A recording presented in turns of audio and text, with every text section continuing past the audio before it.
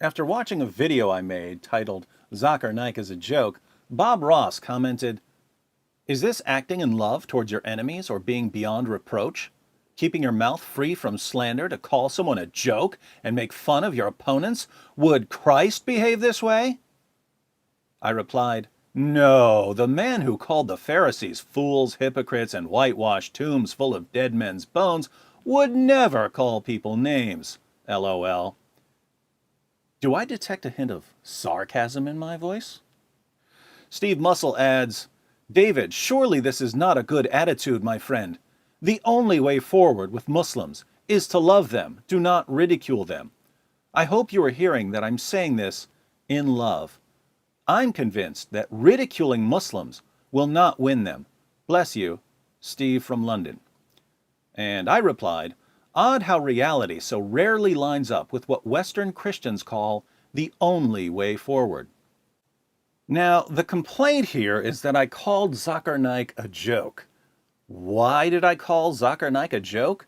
Because he's managed to convince Muslims that he's a champion debater who's taken down Christianity's top apologists when he's never faced a single experienced Christian debater. Not one. The fact that his career is based on portraying himself as something that he's not makes him a fraud. So why wouldn't I tell Muslims that he's deceived them and that in reality he's a complete joke? According to Bob Ross, I shouldn't tell them he's a joke because Jesus would never say something like that. As my comment suggests, I have no clue what Jesus Bob Ross is reading about. There were hypocritical religious leaders like Naik in the time of Jesus, and Jesus told them exactly what they were. So appealing to Jesus won't work here. What else is there? Well, according to Steve Muscle, the only way forward with Muslims is to love them and not to ridicule them. And again, he's referring to me telling Muslims that Zakir Naik is a joke. Notice that ridiculing Zakir Naik is the opposite of loving Muslims, according to Steve. I disagree completely. I regard ridicule in the appropriate circumstances as an incredibly loving act.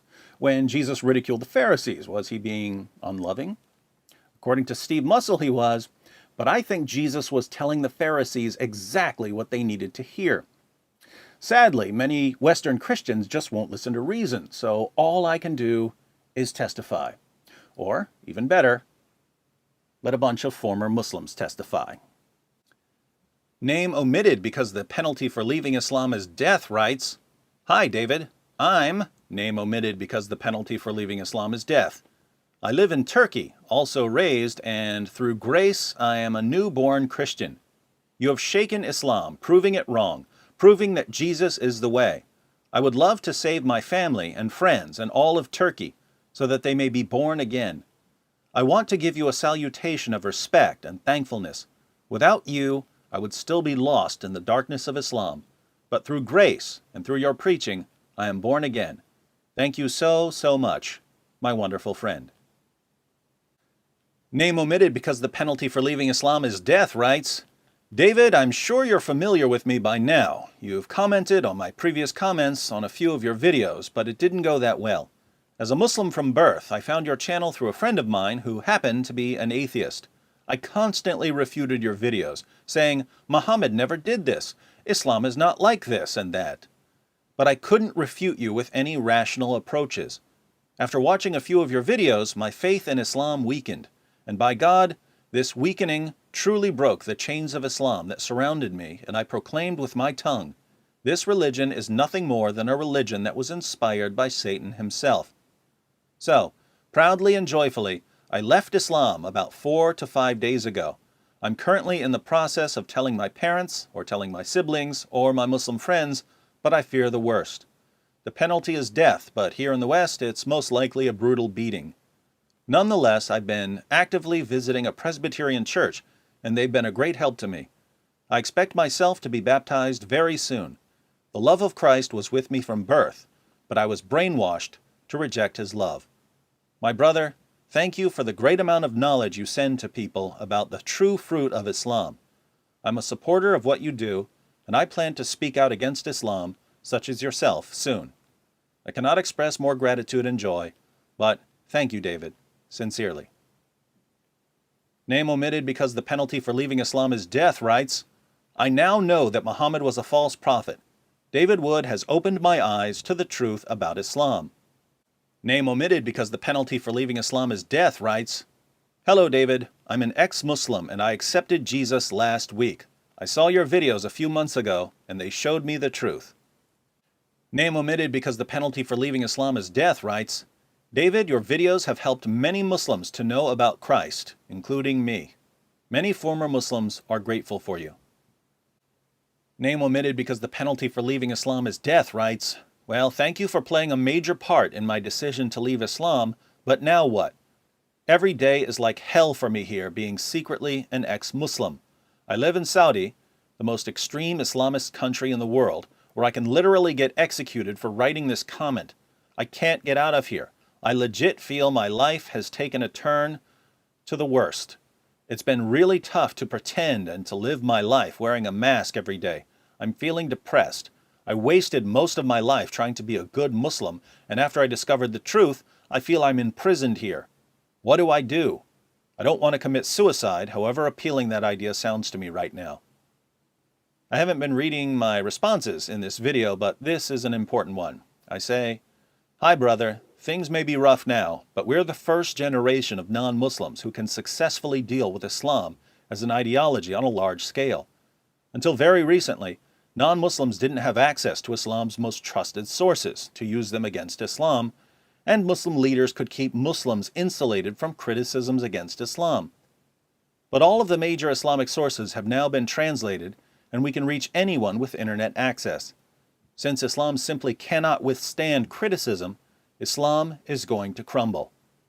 You get to sit back and watch. As for what you should do now, here's the gospel. Name omitted because the penalty for leaving Islam is death writes, Thank you, David. You reached me through YouTube. We were lied to at Muslim schools and misled. I am very grateful to you. Name omitted because the penalty for leaving Islam is death writes, I always watched Zakir Naik videos. I thought whatever he said was truth. Now I research on what he says. You have opened my eyes, David. I left Islam too. I am free. I am Indian, so I can do anything I like.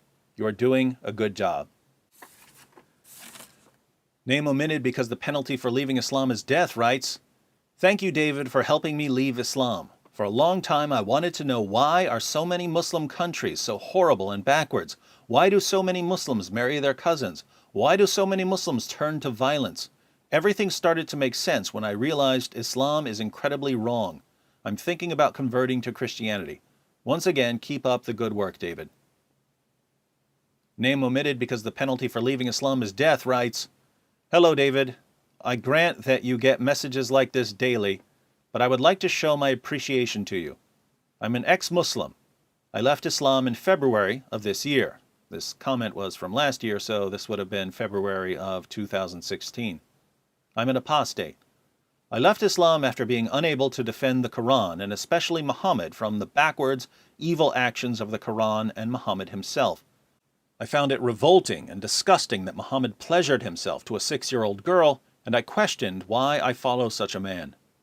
Even so, before I left, I would stay up very late, refuting the Quranic evidence that very openly says that men are allowed to rape married females, kill idolaters, etc. This is when my faith started to slip, though it was not gone yet.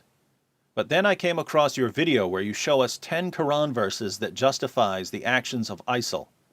Curiosity struck, and I went on to more videos, the newer and recent uploads, and I could not help but agree with you.